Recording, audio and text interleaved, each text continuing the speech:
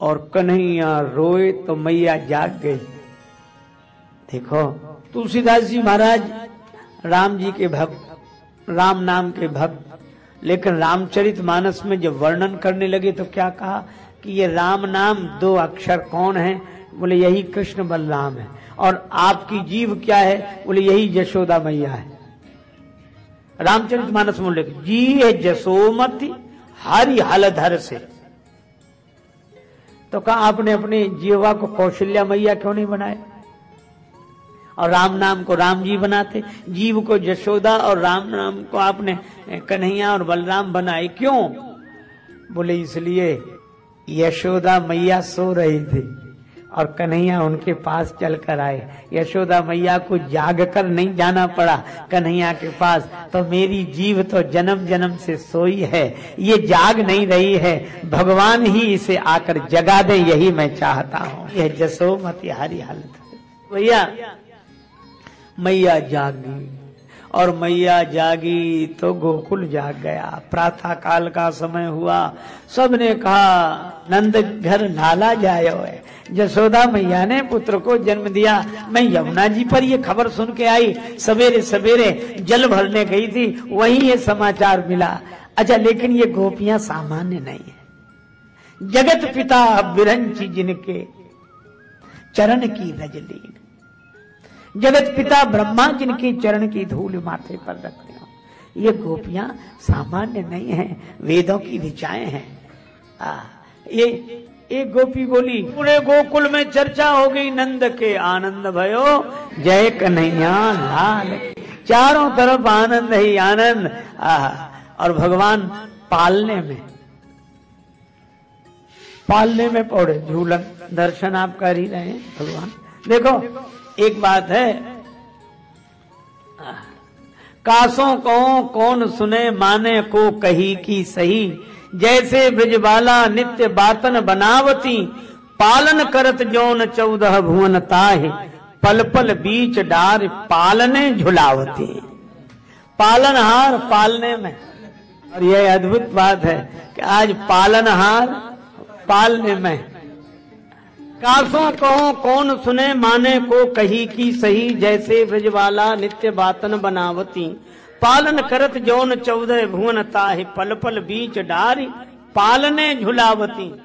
बिंदु विधि संभु के ध्यान में न आवे जौन, ताई ले ले लोरन खिलौनन खिलावती, कुंज मनरंजन में ठाणी कर कंजन सो, अलख निरंजन के अंजन लगावती। किसी ने कहा कन्हैया का जन्म हुआ पर सामने है। देखो गोकुल में लीला का क्या है,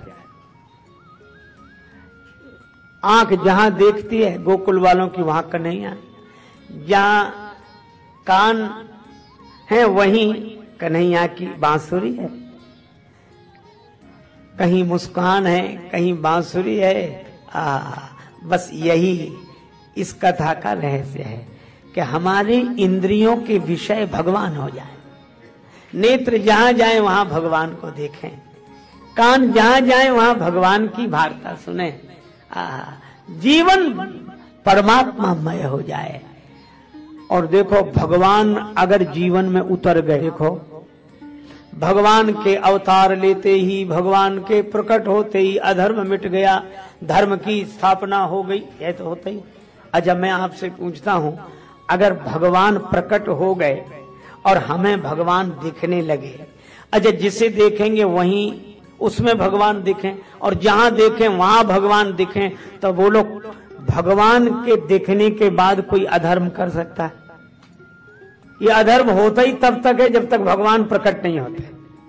और भगवान प्रकट हो जाए, रामायण की कथा है, 14,000 राक्षस आए थे श्री राम जी को मारने के लिए, खरदूषण लेकर आया राम जी अकेले, पर भगवान ने कोई शस्त्र नहीं उठाया, एक काम किया, क्या? प्रकट हो गए, राक्षसों में भी प्रकट हो गए, सब में प्रकट हो गए, सब में। अब राक्षस एक दूसरे में राम देखते थे और राम जी अलग खड़े। श्री कबीरदास जी ने यही तो कहा, एक राम दशरथ का बेटा, एक राम घट घट में लेटा, एक राम का सकल पसारा, एक राम सब जग से न्यारा।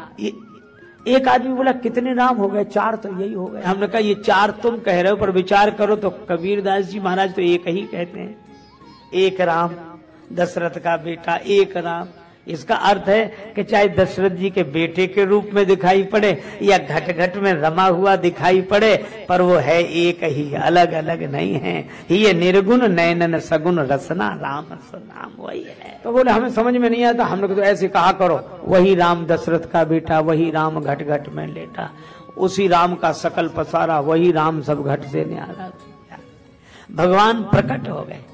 और जब प्रकट हो गए सब राक्षसों में, तो राक्षस एक दूसरे में राम देखते थे और भगवान अलग खड़े खड़े देखते थे, कुछ नहीं किया। और राक्षस एक दूसरे में राम देख ले, आपस में ही लड़ गए।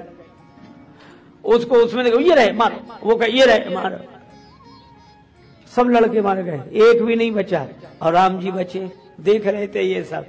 इसका कितना सुंदर अर्थ है कि राक्षसों ने एक दूसरे में राम देखे तो सारे राक्षस समाप्त हो गए। हमारे आपके जीवन के सारे अधर्म जन्य कृत्य, सारी बुराइयां समाप्त हो जाएंगी अगर हमें एक दूसरे में भगवान दिखाई देने लगे। देखें तब जब प्रकट हो, जब अवतार लें, तो भैया अब तक नहीं दिखे सो कोई बात नहीं, पर आज तो अवतार लेकर आ गए हैं, प्रकट हो गए हैं, सब में इन्हें देखना। और इन्हें देखेंगे तो आपके जीवन का अधर्म अपने आप समाप्त हो जाएगा।